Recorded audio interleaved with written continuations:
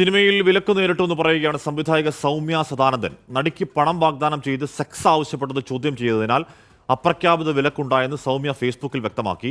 തനിക്ക് പറയാനുള്ളത് വിശദമായി ഹേമ കമ്മിറ്റി റിപ്പോർട്ടിൽ ഉണ്ടെന്നും സൗമ്യ സദാനന്ദൻ പറയുന്നു. വിഷ്ണു സുരേഷ് വിവരങ്ങൾ വെച്ചത്. വിഷ്ണു, ഹേമ കമ്മിറ്റി റിപ്പോർട്ടിന് ശേഷം അത് വലിയ ഞെട്ടലുണ്ടാക്കാത്ത ഒരു വെളിപ്പെടുത്തലാണ്. എങ്കിലും എന്താണ് സൗമ്യ പറയുന്നത്? ഹാഷ്മി, 2018 മാംഗല്യം ദിന്ദുനാണ് കുഞ്ചാക്കോ നായകനായ ചിത്രമാണ്. ആ ചിത്രം സംവിധാനം ചെയ്ത സൗമ്യ സദാനന്ദനാണ് ഫേസ്ബുക്കിലൂടെ തനിക്ക് പിന്നീട് നേരിട്ട വിലക്കുകളെക്കുറിച്ച് ഇപ്പോൾ പറയുന്നത്. അന്ന് ഈ സിനിമ സെറ്റുമായി ബന്ധപ്പെട്ടാണോ അല്ലെങ്കിൽ അതിൽ അവർ വ്യക്തമാക്കുന്നില്ല. പക്ഷേ തന്നോട് ഒരു നടിയെ മറ്റൊരാളുടെ മുറിയിലേക്ക് എത്തിക്കാൻ ആവശ്യപ്പെട്ടു. അത് താൻ എതിർത്തു. അത് ഒരു ഉന്നത പ്രമുഖനാണ് തന്നോട് ഇത് ആവശ്യപ്പെട്ടത്. അത് ചെയ്യാത്തത് കൊണ്ടാണ് തനിക്ക് ഇത്തരത്തിൽ ഈ 6 വർഷത്തിനിപ്പുറവും വിലക്ക് നേരിടേണ്ടി വന്നത് എന്നാണ് സൗമ്യ വ്യക്തമാക്കുന്നത്. ഇക്കാര്യങ്ങൾ താൻ ഹേമ കമ്മിറ്റിയിൽ വ്യക്തമാക്കിയിട്ടുണ്ട് നാം സുപ്രധാനമായ കാര്യം സൗമ്യ ഫേസ്ബുക്കിലൊക്കെ പങ്കുവെക്കുന്നുണ്ട്.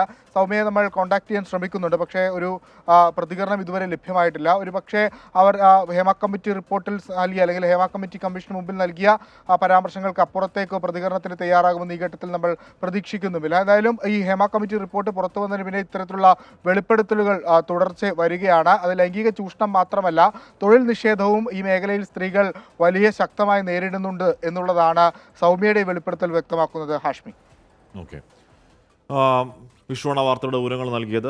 ഇത്തരത്തിൽ പണം ആവശ്യപ്പെട്ട ഒരു പെൺകുട്ടിയെ കൊണ്ടു കൊടുക്കാത്തത് കാരണം വിലക്ക് നേരിട്ടു എന്നാണ് പറയുന്നത്.